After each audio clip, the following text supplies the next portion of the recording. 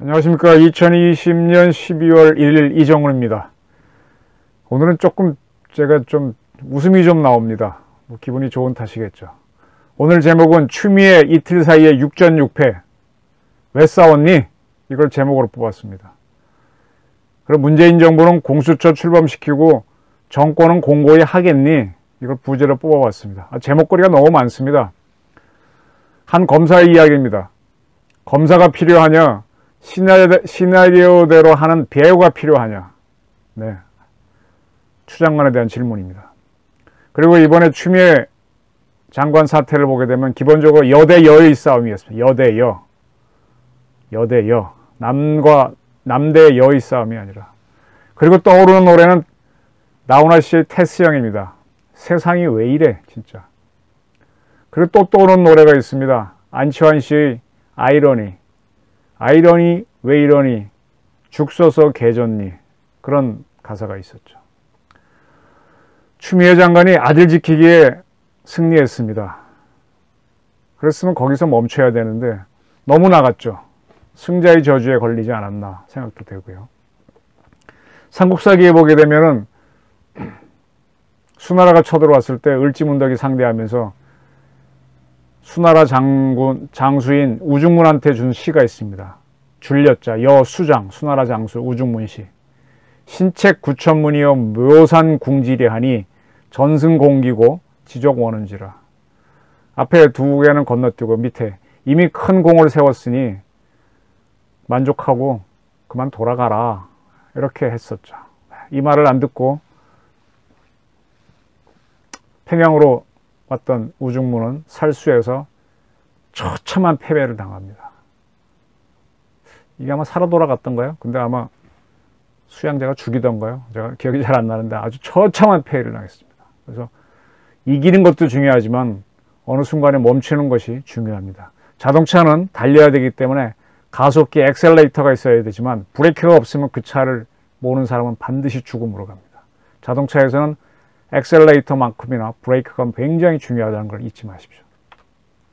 자, 6전 6패를 한번 정리해 보겠습니다. 추미애 6전 6패. 사법연수원 38기 평검사입니다. 수원지검 강력범죄형사부에 있는 임풍성 씨인데요. 12월 2일 오늘 이플러스 검찰청 내부통신망이죠. 거기에 사필기장이라는 제목의 글을 올려서 추미애 장관을 대놓고 조롱했습니다. 조폭 보스급뿐만 아니라 말단 행동대원급 깡패를 수사하면서도 속칭 수사보고가리를 해본 적이 없다. 이런 표현을 했는데 수사보고가리. 이거는 이제 자기들끼리의 은어죠. 수사보고를 하는데 그걸 바꿔치는 겁니다. 가장 중요한 거는 검사들은 기소를 하는 거고 유죄를 받아내는 거니까 형사부 검사들일수록 영장을 일단 받아야 뭐 할 거 아닙니까? 영장을 발부받기 위해서 그럼 이제 사전에 조사를 하지 않습니까? 근데 해보니까는 죄가 안 돼요. 근데도 영장을 받아야 되겠습니다. 그래서 죄가 안 된다는 법리검토 보고서를 삭제하거나 영장을 발부받는데 걸림돌이 되는 수사보고를 바꾸는 이런 행태를 수사보고 가리라고 합니다. 저희 같으면 기사가 안 되는데 기사가 되도록 마구 고치는 거죠. 네. 이런 거 하면 안 되죠. 그러면서 이 임검사는 왜 이렇게 임검사가 이런 수사보고 가리를 얘기했냐면 이정화 검사가 이거는 윤 총장에 대한 이거는 판사 사찰권은 이건 건이 안 된다라고 보고를 했는데 그걸 뒤집었기 때문에 법무부에서 뒤집었기 때문에 그걸 빗대서 한 얘기입니다. 그리고 임 검사는 선배 검사들로부터 결대로 수사하라. 절대로 수사하지 않으면 탈이 난다는 등의 말을 귀에 못이 받도록 들었다. 네, 저희 기자 용어로 하게 되면 무조건 사실을 따라가라. 제가 좀 고집이 있습니다. 위에서 누구 뭐 취재하라 그러면 하는데 하다가 딱 사실이 아니면 전 잘 안 씁니다. 끝까지 뭐 그 손해를 좀 많이 봤는데 그거 썼다가 도덜컥 오보로 애먹는 분들 많이 봤습니다. 물론 오보는 다 하지만 너무 심하게 오보를 하게 되죠. 시키는 대로 하다 보면. 임 검사는 말단 행동대원급 깡패 수사도 그렇게 하지 않는데 검찰수장인 검찰총장에 대한 사안으로 전 국민의 이목이 집중된 중요한 사건을 하면서 저렴한 수사를 하고 있다. 아주 뼈 있는 말을 했네요. 중대한 비위가 있어 총장직을 수행하도록 둘 수 없다면 증거도 탄탄히 하고 절차도 칼같이 지켜 그 누구도 수사 과정이나 결과에 토를 달지 못하도록 해야 하는 것이 기본 아니냐, 추미애 장관. 이렇게 질문했네요. 이정화 검사가 자신이 보고서가 삭제된 과정을 폭로했는데도 추 장관이 대응하지 않고 있는 점도 임 검사는 지적했습니다. 장관님, 정진웅 차장검사에 대한 직무 배제 요청 과정에서 대검 감찰부장이 패싱되었다는 MBC 보도 등을 근거로 장관님은 MBC 보도 등을 근거로 진상조사를 지시했지 않느냐. 이러한 이정화 전자 사건하고 후자 정진웅 사건이 뭐가 다르냐. 장관님은 MBC 보도는 믿을 만하고 감찰 업무를 담당한 검사의 주장을 믿지 못하겠다고 생각하는 건가요? 그럼 당신은 누구를 데리고 일합니까? 네, 이거는 뭐 너는 나의 상관이 아니야. 나가는 얘기죠. 업무 진행 과정에서 내 생각과 다른 의견을 냈다는 이유로 빠져 라고 원대 복귀시킨다면 그 검사는 왜 뽑아다 쓰신 건가요? 그리고 진짜 뼈 때리는 말을 합니다. 추 장관님, 요건 빠졌지만 검사가 필요한 것인가요? 아니면 시나리오대로 연기해줄 필요가 것인가요? 배우가 필요한 것인가요? 결국은 임 검사의 글은 추 장관이 특정한 목적을 이루기 위해서, 그게 바로 제가 누차 얘기하는 이념이라든지 그런 겁니다. 그걸 이루기 위해서 조자랑 헝칼 쓰듯이 날뛰었다고 지적하는 겁니다. 수습기자나 검사 15도 하지 않은 엉성하게 만들었다는 얘기입니다. 이거는 그 동아일보에 보게 되면 휴지통이라고 있죠. 그 이렇게 뭐랄까요, 가심 비슷하게 하는, 거기다 이제 그건 재미라도 있지. 사실 축구 육기 버리는 진짜 기레기가 쓰는 그런 기사 같은 걸 만들었다는 얘기죠. 판사 출신 아닙니까? 추 장관이 판사 출신인데 정치를 너무 오래 해 아전 인수로 이해하는 덫에 걸리지 않았느냐는 그런 지적을 한 겁니다. 저는 상당한 조롱을 했다고 보고요. 이거 읽고 나서 추 장관 화병 걸리지 않을까 좀 염려가 됩니다. 또 하나 추 장관을 저격한 걸 정리해 드리겠습니다. 여성인 추미애 장관을 정확히 저격한 이는 여자 검사인 이정화 씨입니다. 11월 29일 이정화 검사는 판사 성향 문건과 관련해 윤 총장은 죄가 안 된다고 분석한 자신의 보고서를 박은정 담당관이 윤 총장 수사 의뢰 당시 기록에서 삭제했다라고 폭로했습니다. 이 이정화 검사는 박은정 담당관의 남편이 지금 대검 형사부장인 이종근 씨죠. 근데 이종근 씨가 바로 이정화 검사한테 당신은 법무부로 차출된다라고 통보를 했다라고 밝힌 바도 있습니다. 박은정 담당관하고 이종근 대검 형사부장은 부부인데 전부 다 굉장히 추미애 사단에서 움직이는 모습을 보였습니다. 자,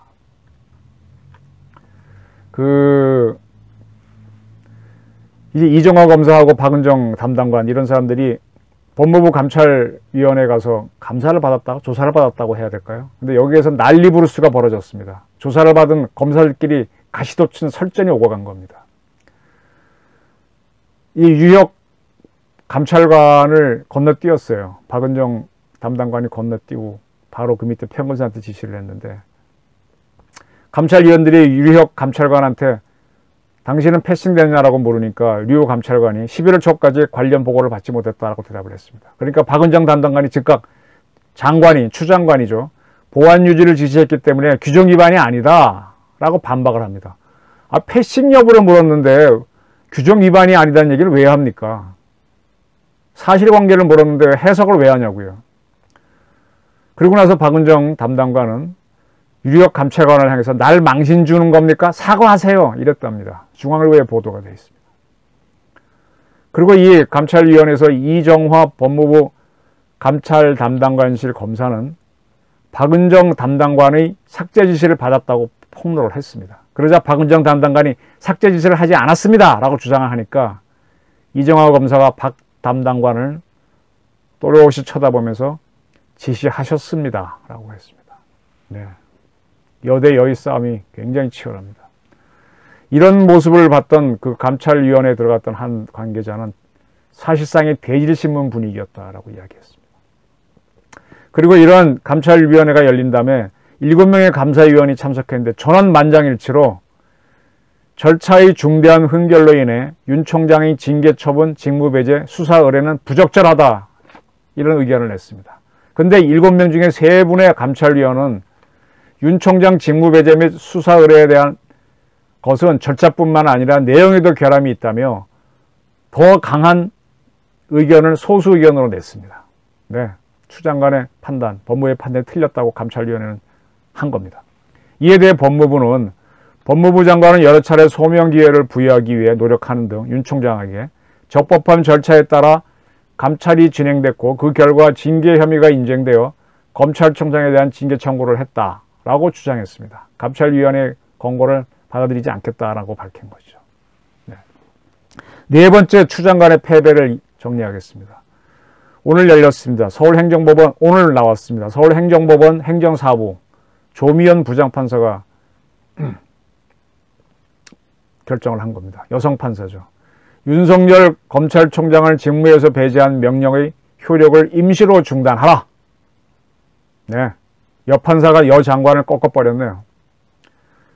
추 장관을 향한 결정적인 한방은 이정화 여성검사하고 조미연 여성판사가 날렸습니다. 이 조미연 부장판사는 이 사건 처분으로 인해 신청인은 직무정지 동안 검찰총장과 검사로서의 직무를 더는 수행할 수 없게 된다. 이는 금전적 보상이 불가능한 손해일 뿐더러 금전 보상으로는 참고 견딜 수 없는 유무형의 손해에 해당된다. 심각한 명예훼손이라는 얘기인가요? 사후에 본안 소송에서 신청인이 승소한다고 하더라도 이 같은 손해는 회복할 수 없다. 네, 시간이 다 지나서 검찰총장으로서 임기가 끝나고 또 검찰총장으로서 임무를 하지 못하니까 이건 회복할 수 없는 손해가 맞죠. 그리고 집행정지를 긴급히 결정해야 되는 필요성도 이야기를 했는데요. 이 사건 처분의 효과는 신청인이 검찰총장과 검사로서의 직무 수행 권한을 완전히 배제하는 것으로서 사실상 해임, 정직 등의 중징계 처분과 같은 동일한 효과를 가져온다. 네, 추 장관이 처분한 거는 사실상 해임, 정직과 같은 거다. 그러니 이건 옳지 않다는 얘기입니다. 효력정지를 구할 긴급할 필요성이 인정된다. 따라서 이 추 장관의 지시를 긴급히 효력정지할 필요성이 있다는 얘기입니다. 근데 이때 이제 추 장관 측에서는 징계위원회가 곧 열리는데 소송을 해봐야 이익이 없다라고 주장을 한 것에 대해서는 징계 절차가 최종적으로 언제 종결될지 예측하기 어려운 상황에서 이러한 사유만으로 집행정지 필요성을 부정한다면 이는 신청인의 법적 지위를 불확정적인 상태에 두는 것이라며 기각했습니다. 네, 그러면서 결정을 내려줘 버렸습니다. 그리고 윤 총장이 국정감사에서 검찰총장은 법무부 장관의 부하가 아니다라고 해서 논란이 일었던 것에 대해서는 검사는 법무부 장관의 지휘, 감독에 복종함이 당연하다라고 해놓고 그러나 검찰총장이 법무부 장관에게 맹종할 경우 검사들의 독립성과 정치적 중립성은 유지될 수 없다. 법무부 장관의 검찰, 특히 검찰총장에 대한 구체적인 지휘, 감독권의 행사는 법질서 수호와 인권보호, 민주적 통제라는 목적을 달성하기 위해 필요 최소한에 그칠 필요가 있다. 네, 확대 해석하지 말라고 여 판사가 여 장관에게 따끔하게 이야기했네요. 신청인에 대한 직무정지가 지속되면 검찰총장 임기 만료 시까지 직무에서 배제돼 사실상 해임하는 것과 같은 결과에 이르는 바 이는 검찰의 독립성과 정치적 중립성을 보장하기 위해 총장 임기를 2년 단임으로 정한 검찰청법 등 관련 법령의 취지를 몰각하는 것이다. 네. 아까 한번 설명한 것과 같은 얘기인데 근데 제가 항상 이 판사들의 글을 읽으면서 만연체에다가 국어체라서 참 요해는 쉽게 안 됩니다. 그렇지만 무슨 말인지는 아시겠죠. 이에 대해 법무부는 이렇게 대응했습니다. 직무정지라는 임시조치에 관한 판단에 국한된 것이다. 주판사의 결정은. 그러나 결정은 존중하겠다 그랬습니다. 그리고 향후 징계 혐의 인정 여부 및 징계 양형은 징계위에서 법과 절차에 따라 충실한 심의를 통해 이루어지겠다. 뭐 그렇게 뭐 교과서적인 답변을 했네요. 자, 이런 일들이 벌어지니까 법무부는 내일 열기로 했던 징계위원회를 12월 4일로 연기했습니다. 그리고 뭐라고 설명했는가 하면 충분한 절차적 권리와 방어권 보장을 위해 검찰총장의 요청을 받아들여 4일로 연기한다라고 했습니다. 근데 분명히 징계위에는 법무부 처분이 부적정하다고 권고를 했죠. 네, 그런 것도 영향을 끼친 거죠. 근데 이제 윤 총장 측은 방어 준비를 위해 징계기록 열람 등사 신청, 징계 청구 결재문서, 징계위원 명단 등에 대한 정보 공개를 청구했으나 법무부가 답변을 하지 않고 있어 해명 준비를 할 수 없다며 징계 심의 기일 변경을 신청했는데 이걸 받아준 겁니다. 네. 다섯 번째로 추 장관이 패배한 걸 정리하겠습니다. 이제 이 징계위원회가 열리면은 법무부 장관이 위원장으로 들어가야 되는데 추 장관이 징계 청구를 했잖아요. 그래서 그 사람은 못 들어갑니다. 그렇게 되면 그 다음 차관이 맡아야 되는데 그 위원장을 해는 고기영 법무부 차관이 사의를 표명했습니다. 도리어 못해요. 이건 못하겠다라고. 이것 때문이라도 12월 2일 내일 법무부의 징계위 개최는 불가능합니다. 차관 인사는 국회 청문회를 거치지 않습니다. 그러니까 바로 지명하면 할 수 있습니다. 법무부는 후임 인사를 조속히 임명해서 4일날 징계회를 열겠다고 하는데 했습니다. 일단. 근데 차관을 입항국의 법무부 차관 하겠다는 사람이 있을까요? 굉장히 사람들이 쳐다볼게요. 저 사람 뭐지? 네. 자칫하면 뭐 어영 소리가 나오지 않을지도 모릅니다. 입항국의 법무부 차관 하겠다? 저는 12월 4일날 열릴지 않을지 한번 지켜보겠습니다.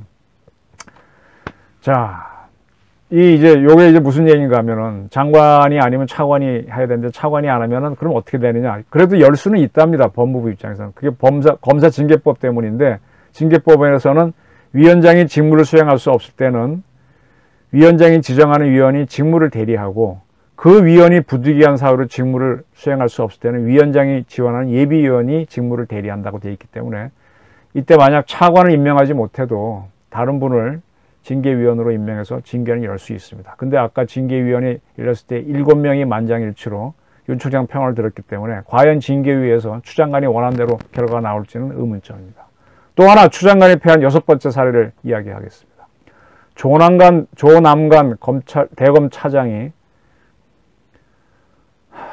이런 발표를 했죠. 검찰개혁의 대의를 위해 장관님 한 발만 물러나 주십시오. 그리고 제목은 존경하고 사랑하는 장관님께. 존경하고 사랑하는 장관님. 존경하고 사랑하는 장관님께 이렇게 공개적인 편지를 써도 되나? 이 편지를 보게 되면 요 존경하고 사랑하는 장관님께가 2번 나오더라고요. 그 중에 눈에 띄는 내용만 옮기겠습니다. 총장 권한대행 근무 첫날 밝혔듯이 갈라진 검찰 조직을 검찰개혁의 대의 아래 하루빨리 하나로 추스리려면 위와 같은 검사들의 권위에 권한대행으로서 위와 같은 검사들의 권위는 전국의 59개 지검 지청 검사들, 고검장들, 지청장들, 지검장들이 계속 성명을 발표했죠. 네. 그런 권위를 권한대행으로서 침묵만으로는 할 수 없어 죄송스럽지만 장관님께 이렇게 글을 올리게 되었습니다. 라고 해놓고 나서 장관님의 시대적인 소명인 검찰개혁이라는 과제를 완성하려면 이게 아주 핵심 이야기입니다.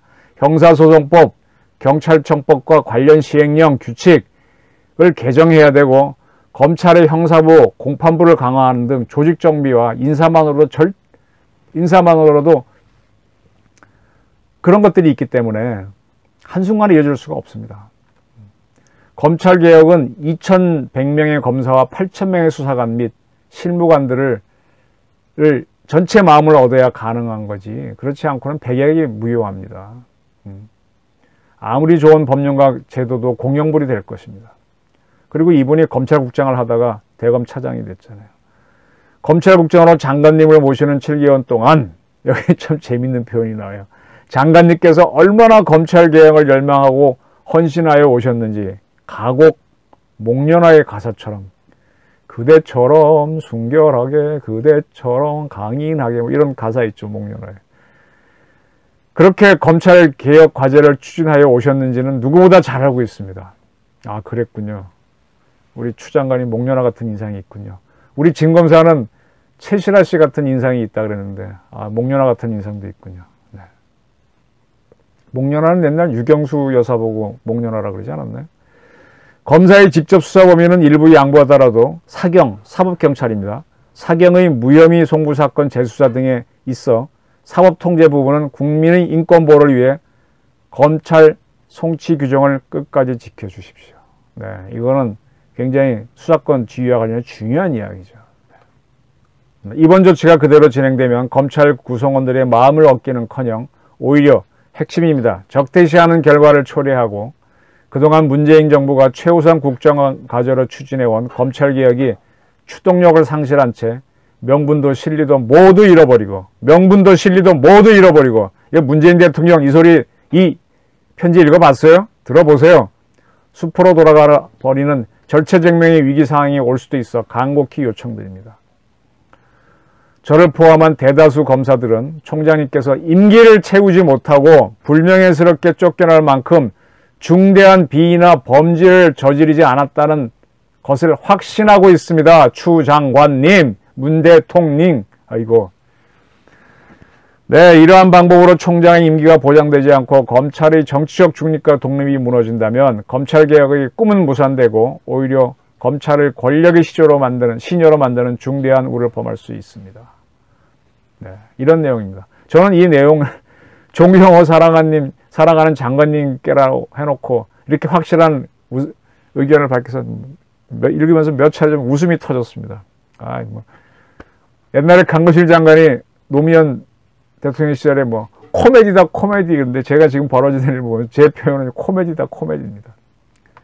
이에 대해서 여당은 어떤 반응을 보였는가 하면 김태년 더불어민주당 대표 조남관 대검 차장을 비판했죠. 특권 지키기에 나섰냐 이렇고 검찰의 만연한 국민기본권에 대한 무감각과 인권 불감증에 충격적이다.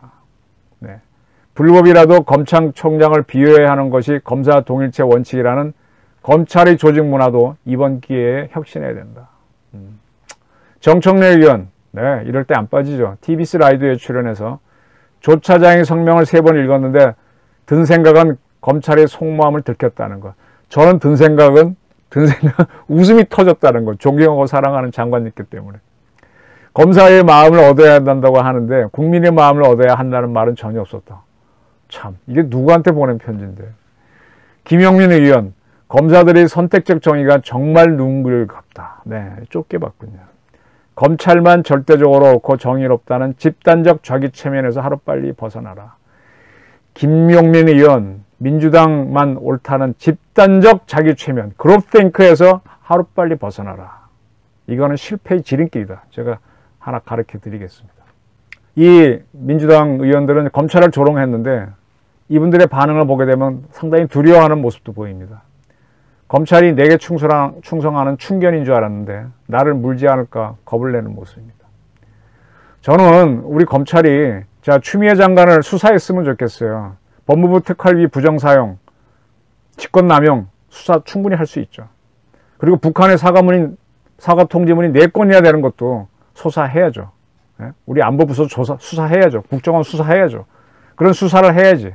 하여간 기자와 검사는 오로지 사실만 보고 가야 됩니다. 네, 거기서 완급을 조절할 수 있을지언정 딴 거는 볼 필요 없습니다. 이렇게 되니까 홍영표 민주당 의원, 그 친문들의 모임인 부엉이 모임의 멤버죠. 그분이 한국일보와의 인터뷰에서 이런 얘기했습니다. 검찰의 정의를 뚫고 검찰을 개혁할 사람이 추미애 장관 말고 누가 있겠나. 다만 추 장관도 영원히 장관을 하는 것은 아니지 않느냐. 공수처가 출범하고 지금 검찰 상황이 진정된다면 추 장관으로서는 모든 검찰 개혁을 완수했다고 본다. 이제 나가달라는 얘기죠. 네. 네. 추 장관도 여당 내에서는 필요할 때만 쓰는 일회용이죠, 사실은. 저도 일회용인 사람이고 이거 보시는 국민들도 다 일회용. 대통령도 일회용입니다. 그때만 힘을 쓰지. 돌아가면 전두환 대통령도 지금 광주에서 헬기 사격이 있었어요? 있었으면 그걸 밝혀놓고 누가 쐈다 어느 비행기 쐈다 특정을 해놓고 무슨 재판을 해야 되는데 판사는 그것도 밝히지 못하고 유죄를 때립니까? 엉터리 재판. 어쨌든 그런 엉터리 재판이 조롱이 되지 않습니까? 전두환 씨도 마찬가지입니다. 문재인, 추미애도 마찬가지입니다. 결론. 다음 단계 개혁으로 나가는 것은 다른 사람이 할 수 있다. 이런 얘기를 했습니다. 홍 의원 자체가. 그리고 반드시 검찰 저항을 뚫고 나가 대한민국에 성역이 없도록 하겠다. 지금 성역은 민주당이 성역이고 청와대가 성역입니다. 검찰은 마지막 남은 권력기관이다. 군은 완전히 문민화됐고 국정원도 순수 정보기관이 됐다. 웃기는 소리. 군은 완전히 정권이 신여가 됐고 국정원은 더한 신여를 지금 만들고 있죠. 지금 이 정부는 군을 꺾고 국정원을 지금 비틀고 있어요. 그리고 언론도 지금 사실상 상당히 휘어잡았습니다. 그리고 검파를 잡으려고 하다 지금 엎어지는 모습. 거의 다 잡았었죠. 엎어져. 왜?